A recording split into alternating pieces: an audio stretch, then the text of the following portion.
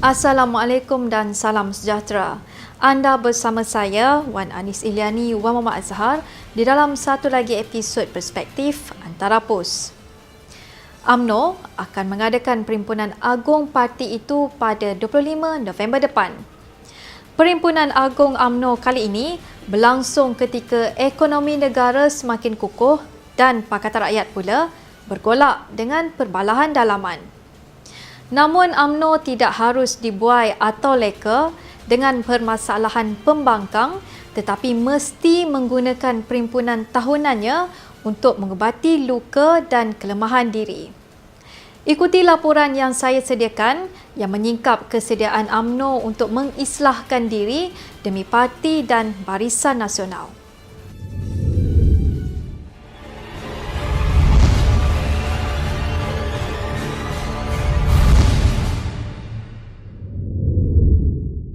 Pilihan Raya Umum ke-14 dijangka diadakan kira-kira 4 tahun daripada sekarang. Di masa lampau, tempoh itu dilihat begitu jauh untuk UMNO mengatur persiapan.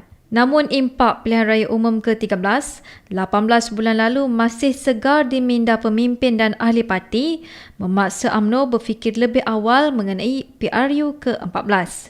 Prestasi suram UMNO pada pilihan raya yang lalu walaupun tidak seteruk parti komponen seperti MCA, Gerakan dan MIC pada PRU 12 dan 13 cukup mencemaskan.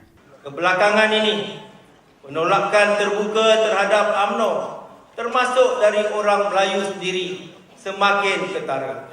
Prestasi kita dalam 2 pilihan raya umum yang lepas adalah petunjuk terbaik dan harus segera menjadi pengajaran berguna. Khalid dilantik menjadi Menteri Besar baru Johor setelah kubu kuat UMNO itu menerima asakan begitu kuat daripada Pakatan Rakyat pada PRU 13. Menteri Besar ketika itu, Datuk Gani Osman sendiri tewas di kerusi Parlimen Gelang Patah kepada pemimpin veteran DAP Lim Kit Siang. Rekod kemenangan 100% UMNO untuk kerusi Parlimen dan DUN Johor di masa lalu kini hanya menjadi fakta sejarah. Pada PRU 13, UMNO bertanding di 56 kerusi DUN tetapi hanya menang 38. Manakala di peringkat Parlimen, UMNO menang 21 daripada 26 kerusi yang ditandingi. Itu di kubu kuat dan tanah tumpah UMNO. Di peringkat nasional, UMNO bertanding sebanyak 339 kerusi DUN dan menang 244.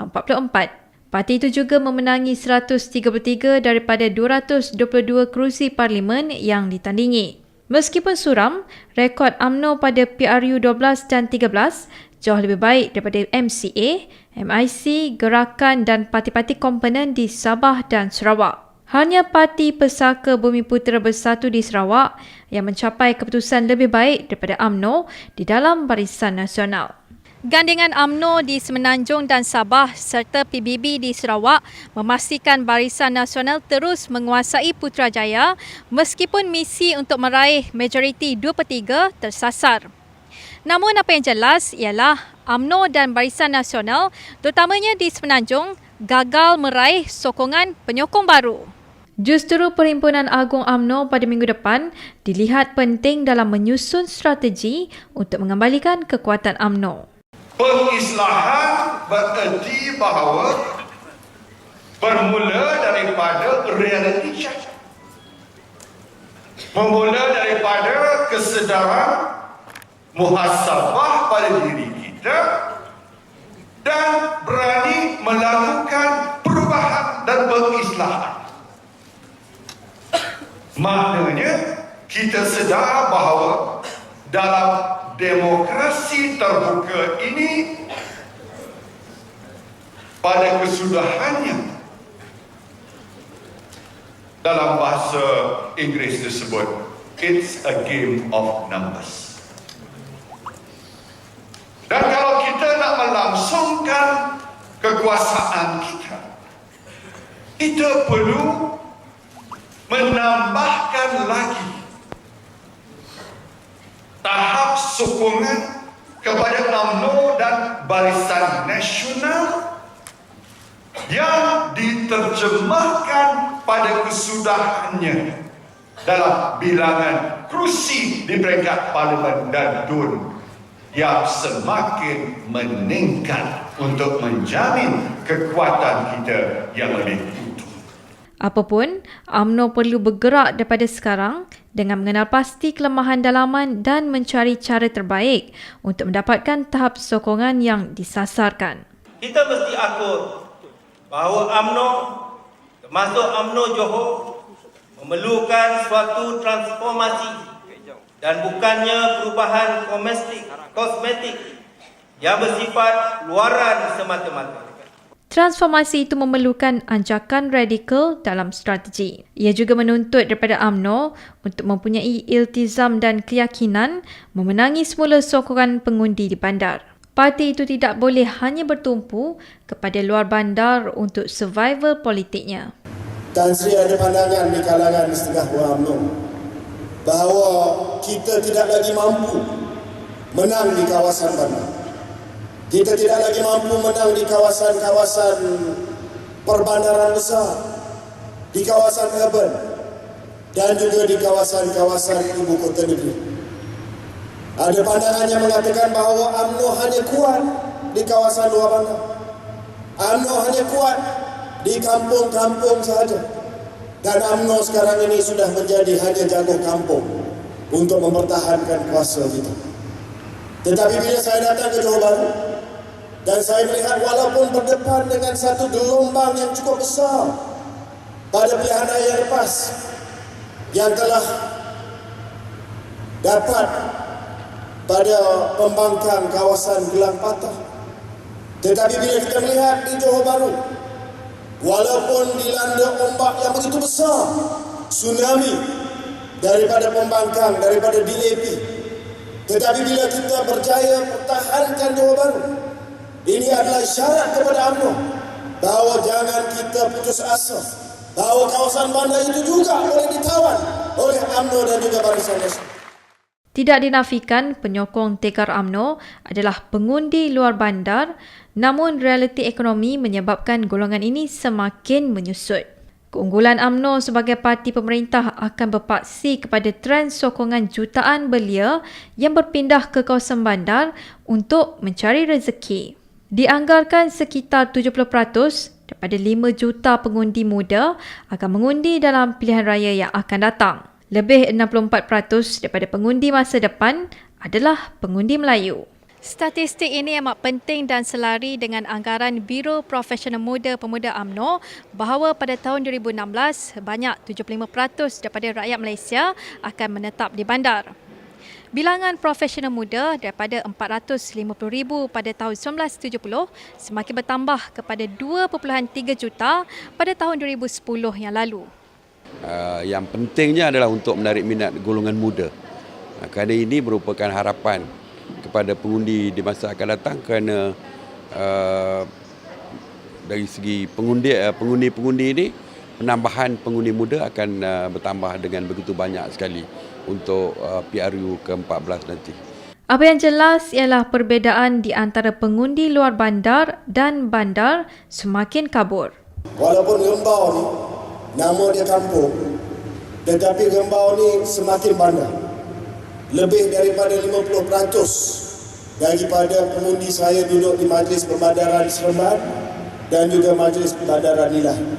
Dan saya sedar kalau saya tidak dapat memikat hati orang bandar ini, kelas menengah, maka kawasan yang dianggap selamat seperti kawasan Parlimen saya sendiri boleh menjadi kawasan berisiko tinggi.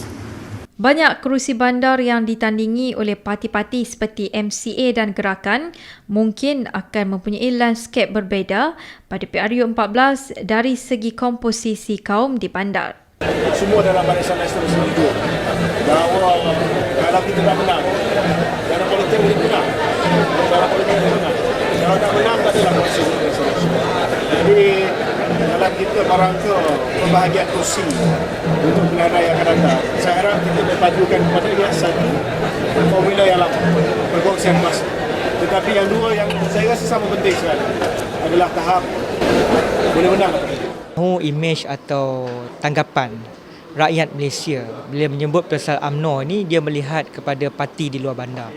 Dan saya lihat inilah antara beberapa pendekatan khususnya bagaimana UMNO itu boleh berfungsi sebagai pejuang kepada masyarakat sivil di kawasan bandar dan pinggir bandar. Namun sebelum UMNO melayan desakan bahawa ia bertanding di lebih banyak kerusi bandar, ia harus berupaya untuk mendapatkan sokongan pengundi Melayu dan bukan Melayu.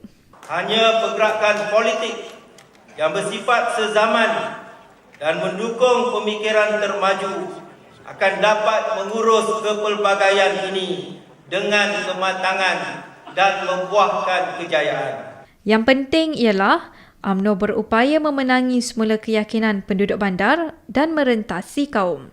Selain memperkasakan UMNO sendiri, ia secara langsung akan memberikan kekuatan kepada parti komponen Barisan Nasional yang dilihat masih dalam keadaan mundar-mandir selepas kekalahan teruk pada PRU12 dan PRU13. MIC dan MCA kini dalam proses peralihan kepimpinan dan memerlukan masa serta sokongan UMNO untuk memenangi kerusi-kerusi yang ditawan oleh DAP dan PKR di dalam Pakatan Rakyat. Begitu juga dengan gerakan, setelah kalah teruk sekali lagi di Pulau Pinang, parti itu berjaya menawan kembali kerusi Parlimen Teluk Intan, namun ia belum kuat untuk mencabar DAP di peringkat nasional.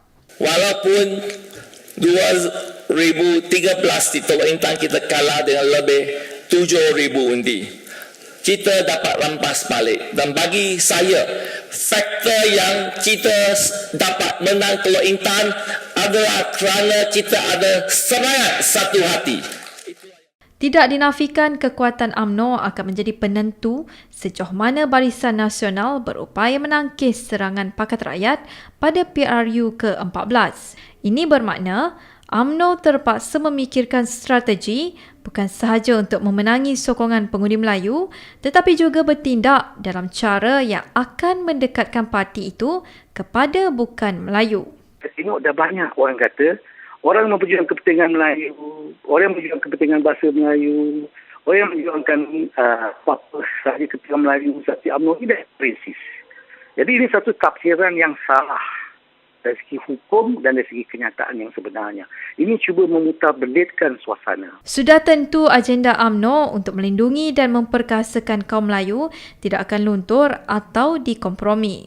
Persidangan Agung UMNO 2014 dijangka menekankan sekali lagi agenda perjuangan itu. So tentunya isu kelangsungan parti UMNO sebagai parti pemerintah di negara kita ini akan menjadi fokus utama dalam Perhimpunan Agung UMNO Malaysia. Yang keduanya, bagaimanakah UMNO boleh dilihat sebagai parti yang dianggap sebagai pelindung kepada umat Melayu dan umat Islam di negara kita, dan bagaimana kaedah-kaedah dari segi mengukuhkan lagi kekuatan khususnya dari segi hala tuju dasar khususnya parti ini. Sejak 2008, pembangkang khususnya DAP dan PKR semakin licik mengaitkan UMNO kepada pertubuhan bukan kerajaan seperti Perkasa dan ISMA. NGO ini digambarkan pembangkang sebagai pelampau Melayu dan UMNO pula dituduh menyokongnya. Kesemuanya di atas komplot untuk menyisihkan UMNO daripada pengundi China dan India. Biarlah mereka dengan cara mereka, kami dengan cara kami. Tentu approach kami itu berbeza dengan approach NGO.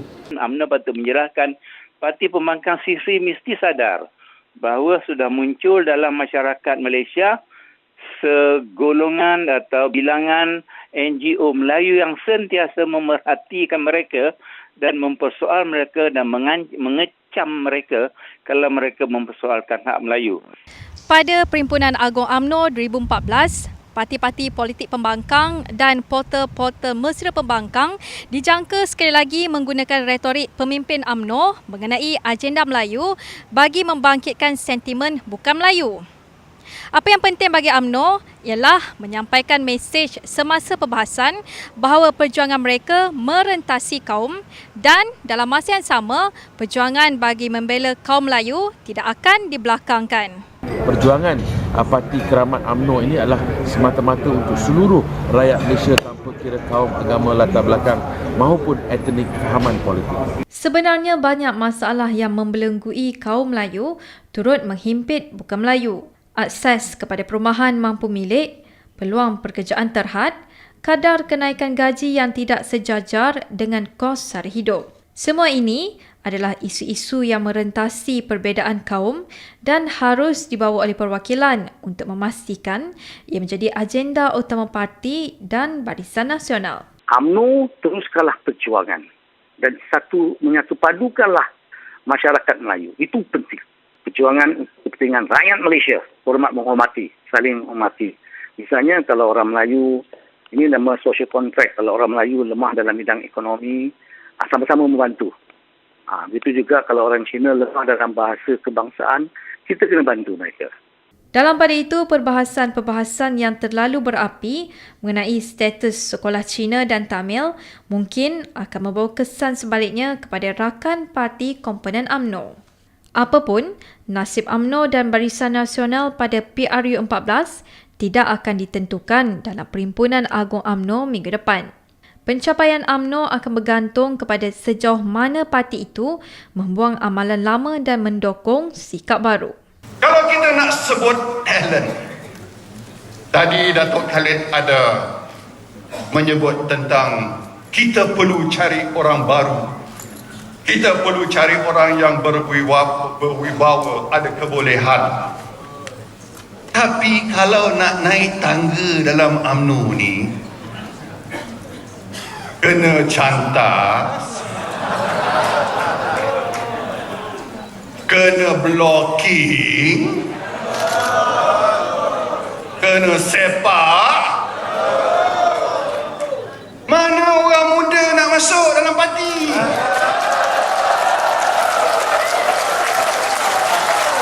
Ya, kita boleh panjat tangga kondominium yang eksklusif, minta dia jadi ahli UMNO, tapi kalau dia lihat kita sendiri tak sanggup, perangai kita ni masih lagi perangai, nak sebut perangai. Kalau perangai kita tak berubah, orang muda ni nak ke dia masuk?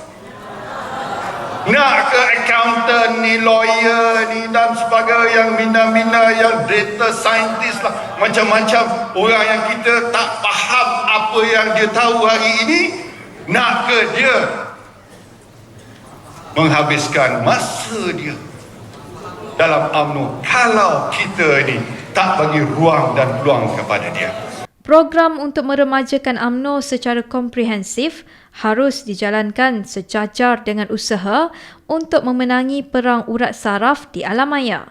Realiti politik adalah portal-portal pro-pembangkang memainkan peranan kesan untuk mempengaruhi pengundi muda untuk memihak kepada pembangkang. Perang di alam maya tidak akan memihak kepada UMNO selagi parti dan kerajaan tidak pintar dan pantas menyampaikan penjelasan dan pada masa sama menyerang parti pembangkang secara berilmiah. Jadi adakah pihak Kementerian Komunikasi yang merupakan Kementerian Penerangan menggunakan dunia cyber ni untuk memberi penerangan penjelasan? Saya rasa belum nampak kehebatan mereka dalam memerangi segala serangan-serangan daripada pihak musuh. UMNO adalah tunjang Barisan Nasional dan kerajaan sejak kemerdekaan. Realiti politik adalah sokongan untuknya menyusut dasarkan keputusan PRU ke-13. Ia berlaku, sungguh pun UMNO BN dan kerajaan pimpinan Datuk Seri Najib Razak memperlihatkan keupayaan untuk mengekal malah menambah kemakmuran ekonomi negara. Malaysia mencatat pertumbuhan ekonomi 5.6% dalam suku ketiga tahun ini berbanding 5% dalam tempoh sama tahun lalu. Rizab antarabangsa negara adalah hampir 420 bilion ringgit iaitu memadai untuk membiayai 8.8 bulan import tertangguh dan ialah 1.2 kali hutang luar negeri jangka pendek. Jelas dari sudut mengurus negara, UMNO dan Barisan Nasional pimpinan Datuk Seri Najib Razak telah berjaya menunjukkan keupayaannya meskipun berdepan dengan pelbagai cabaran. Namun, banyak faktor lain yang relevan kepada pengundi, baik di bandar atau luar bandar atau di kalangan orang Melayu dan sebaliknya. kebolehan UMNO untuk menangani isu-isu rakyat seperti isu kaum dan agama, pendidikan dan kos sara hidup yang semakin meningkat menjadi kunci kepada nasib parti itu bagi menghadapi PRU ke-14. Langkah pertama ke arah mengasah kekuatan untuk menangani isu-isu kemasyarakatan di samping mengurus negara harus bermula dengan memperbaharui iltizam untuk mendukung perjuangan UMNO. Walaupun hari ini tidak macam dulu. Ada orang sebut dulu lain, hari ini lain. Dulu miskin, hari ini kaya. Tapi dulu miskin dari segi material, kaya dari segi semangat, komitmen, kesetiaan pada parti. Hari ini kaya dengan material, tapi mungkin miskin dari semangat dan daya juang kita. Perhimpunan Agung UMNO minggu depan adalah pentas terbaik untuk menggilap kembali semangat dan daya juang ahli serta pemimpin UMNO di segenap lapisan. Wan Anis Iliani Wan Muhammad Azhar melaporkan untuk Perspektif Antara Pus. Laporan itu tadi mengakhiri segmen Perspektif Antara Pus untuk kali ini. Semoga apa yang dipaparkan menjadi renungan dan pedoman bersama. Sekian sahaja dari kami pada minggu ini. Assalamualaikum dan salam hormat.